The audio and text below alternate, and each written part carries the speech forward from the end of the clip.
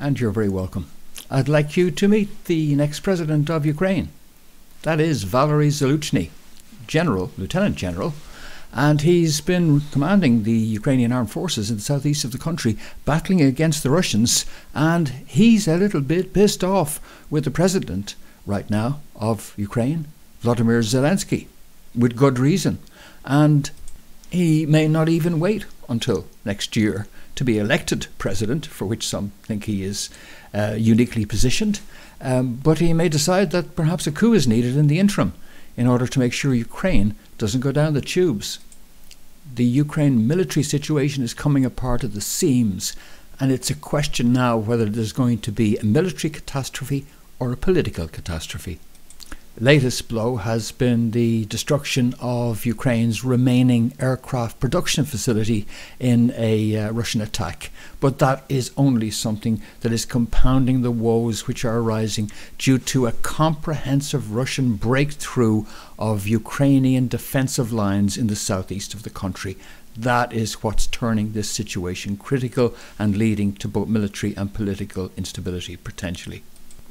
Here's the situation on the ground, and as I was reporting in my last report, here near Severodonetsk there is considerable pressure from the Russians, and they have destroyed a bridge which could potentially have been used to allow Ukrainian forces to retreat. They haven't retreated, but even worse, as you see here now, this red area, Russians have made a huge breakthrough here through the Russian defensive lines, and you see how if they keep that up, they could cut off, if they push through from the north and from here, they could completely encircle this area here.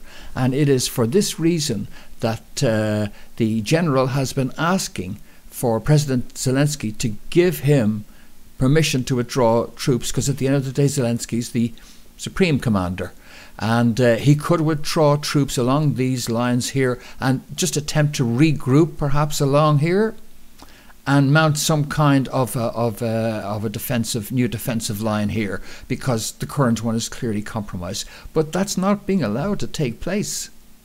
He is being denied authority to make what is a very sensible military move. Now, needless to say, you can't fight a war on the basis that there are things you don't do because it wouldn't look good. Yeah, it wouldn't look good to have to withdraw. But in military terms, when you have 15,000 troops which Ukraine can ill afford to lose out of the combat and have taken off the field of combat entirely, plus whatever equipment is at stake, then this is crazy. And it must be occurring to the general and to others that there may be a need to salvage this situation, because we've already dealt some severe blows to the right-wing maniacs who are part of the right sector, etc., and all of these Nazi-associated groups, and diminish their power. And will we wait until they're absolutely broken, or is it time really to make a move? You see, our good general here has got some good friends in high places, as we see, for example, here in this Politico report. Politico pointed out that he is a hero but not a star. Yeah, they like that about him. He's not a star. He's not prancing around in front of the cameras like Zelensky, but he's quietly leading the fight against Russia's invaders. Now, you can see the nod of approval from the US media establishment there in that glowing article, and it doesn't just come from media establishment, it's also coming very critically from in the pages of Time, where he made the 100 most influential people of 2022. It's coming from someone who describes General Zaluzhnyy as the man behind the effort to battle Russian aggression, bearing the immense burden of leading in combat.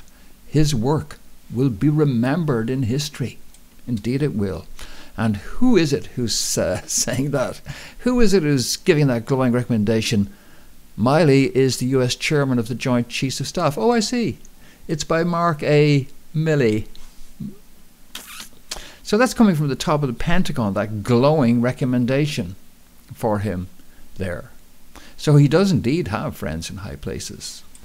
I'm sure the Pentagon's Mark Milley was also impressed by the fact that the good Ukrainian general comes from a military family, military background, and indeed he got a master's in international relations from the National University Ostro Academy, which is an independent learning institution that's very well regarded. So I think we're dealing effectively with a Dog Day Afternoon scenario, really, where General Zaluzhnyy is playing the part of Al Pacino, and where President Zelensky is playing the part of Sal.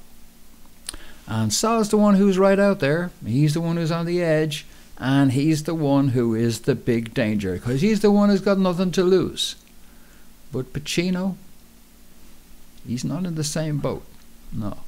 Different for him, he does have something to lose. He does have a future to look forward to. And you remember how it didn't take too long before Pacino got around to working with the cops and effectively managing Sal into his eventual death. That was the reality, the grim reality of their situation. When will the sensible people make their move? When they're all getting into the bus? Maybe on the drive to the airport. Or maybe they'll wait until they get to the airport. Do me a favor, Vladimir Zelensky. Just point that gun up at the ceiling if you wouldn't mind. Meanwhile, they're still surrendering in Azovstal. Did you know that? Perhaps another 1,000 mercenaries, it's estimated, yet to surrender in Azovstal, but no mention whatsoever of an individual I was so concerned about his welfare, and that's the Canadian General Trevor Cadieux, who really hasn't been heard from in quite a while. Now, many bloggers, commentators have moved on. They seem to have regarded all those desperate attempts by Ukrainians to get out some high-value people in the Azovstal factory area as merely been an attempt to retrieve Azov commanders. Perhaps it was. But then again, perhaps it wasn't. You see, a very senior Azov commander was indeed there and has been captured by Russians.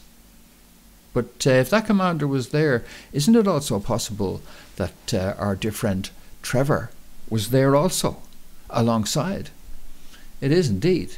But we haven't heard anything since. Now, the news about Trevor came on around 2nd or 3rd of May, around the time that Russia was announcing that it had launched criminal investigations against 75 foreign mercenaries, including a number of Canadians, and that they were working off of information they'd gleaned from interrogations of over 2,000 captured Ukrainian soldiers. So they were acting on fairly good information and moving forward in this area. And then around about 5 days later, of course, Justin Trudeau visited Ukraine. There's probably absolutely nothing whatsoever to do with the alleged disappearance of the general. And, you know, it's sometimes like this where I sometimes find myself being the only independent news reporter banging on about a particular line when everyone else seems to have moved on or given up on it. But, you know, I am banging on about it. And I haven't really given up about it. And I'd like to just show you a little bit about how protection works in these areas, because sometimes you can tell what's going on, not from the incident itself, but from the cover-up. You know what I mean? So let's just, for example, do a little Google on General Trevor Cadieux. And that's on Google News. And we've got a bunch of stories coming up there. I really should enlarge that so you can see that a bit better.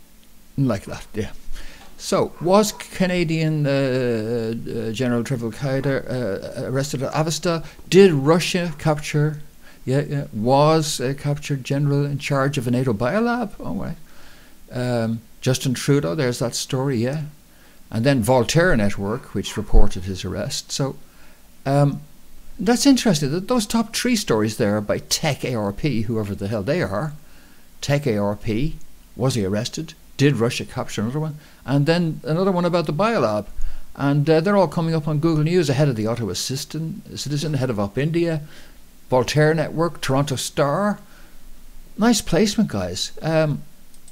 What is this website? Tech ARP. Did Russia capture Canadian general? And it goes into the story saying, no. Of course, it produces, it's a fact-checking thing. Fact 1, fact 2, fact 3, etc. So it's all presented in dramatic expose style. But of course, there's no actual there in the article, because of course nobody can say with certainty what has happened to him. All we know is there's no media reports anywhere in the world. I moved to another story then by Tech ARP. And did US pay for COVID-19 research before it even existed? Claim US paid for COVID-19. The Expose UK is claiming the US government paid for COVID-19 research. Fact 1, the Expose is a notorious fake news website. Is it? It's one I rely on for lots of my news. If only I'd known. I'm just so glad I discovered through this fact checker that the Expose is a notorious fake news website. In fact, this author says they investigated several articles written by the Expose and found them completely false or intentionally misleading. Like, did Pfizer add heart attack drug to COVID vaccine for kids? A shocking UK report on COVID vaccine injuries. And did Bill Gates call for withdrawal of COVID? All these fact checks against the Expose, along with a fact check against anyone who might be saying that there was a Canadian general captured. So you see, that's how you can work out where the spin is coming from when you find, okay, somebody well placed. It's clearly an intelligence-ridden operation, that, because of what it's concentrating on, the range of topics. They're all bang on the conspiracy buttons, which arch-conspiracy theorist Fintan Dunn, for example, is pushing. Just Google that term. From 2002, I am. So by taking a look at what they want you, what they're putting up as defense, that makes me even more suspicious about the fate of General Kaju. If you're out there, dude, get in touch. I'd love to hear from you. Spinning quickly away from Ukraine to a different topic altogether. This particular topic here, this is on Axios, so you're bound to come across this. Guns have become the leading cause of death for American kids. This in the wake, of course, of the latest school shooting. Deaths per 100,000 children by cause. Yeah, terrible news. And showing how motor vehicles have now been eclipsed by firearms as the leading cause. See, firearms were just behind there, and then in recent times they've just come in slightly ahead. Now, it's only when you drill down into this story that you start to see that it's absolutely full of BS. In fact, it's complete BS story. This is how you spin the same set of facts politically to your advantage. So what's the advantage here? Guns. Because Republicans are determined to have their guns. They're immature males, many of them, who need these guns for some reason. And the loose laws, etc., this is what it's leading to. And now, guns are the leading cause of death for American kids. That's the political spin. Here's the reality. Using the facts now, I'm going to pull the facts right out of this. So firearms were the leading cause. Why it matters. The death rate is by the numbers. Nearly 2/3 of all the 4,368 US children who were killed by guns were homicide victims. Okay. Homicide victims. Another 30% of firearm-related child fatalities were suicides. So that's 2/3, say 65% plus 30. That's 95% in total were homicides or suicides. Accidental deaths, it seems, will be very low. Yeah. Male youths were significantly more likely to be killed by guns, while vehicle crashes claimed more females. There were also stark racial disparities. The firearm death rate for black children was more than 4 times that of white children. And white children were still more likely to be killed by motor vehicles than guns. Of course they were. So the real story here is not that at all. The real story is that there are an awful lot of kids committing suicide. That's the real story underneath it. And the bigger story, gun-related, is that black children have caused a surge in the deaths of children due to their deaths. And it is this that is driving the rate up. And why is that happening? Got anything to do, would you think, with the drug gangs? got anything to do with, you think, how the democratic cities have been ruled by the corrupt Democrats for decades and driven into drugs and crime as a way of life? That's a different spin, isn't it? It's really like the headline there. So, Democrats have become the leading cause of death for black American children. Yeah, that's a better headline. And of course, we couldn't but deal with the issue of the pox. Now, you know, this is an issue, well, you know, I was warned about the pox years ago, of course. And of course, our good friend, Chief Inspector Jacques Clouseau, many years ago warned us about these Minkies. So when you put together the problem with the Minkies and the problem with the pox, it's clearly quite a serious situation. But it can be avoided, as he pointed out at the time, that if you're going to have the Minky, you must have the Minky license. Yeah? And these days it seems that everyone's got one of these Minkies. So if you want less of the Minky pox, give out less of the licence for the Minkies. Disgusting creature also. Look, just watch this. Just watch. Look at this. He's licking and touching the stick of the officer. See? It's spread by the licking and the touching like this. So I was very excited to hear that the head of the Glaxo is now going to lead this fight against the monkeypox, and because he is the very person who will know, because they lead the fight against the HIV/AIDS. Yes, the HIV/AIDS was the same. With I think you ask any of the races, they will tell you it was the black man and the Minkies was where we got the HIV/AIDS. So again, it's the same problem with this monkeypox. Oui, c'est le même problème. It's the same problem. You have too much of the kissing and cuddling with the minky. Maybe a few drinks, and before you know it, you got some minkies licking the end of your stick.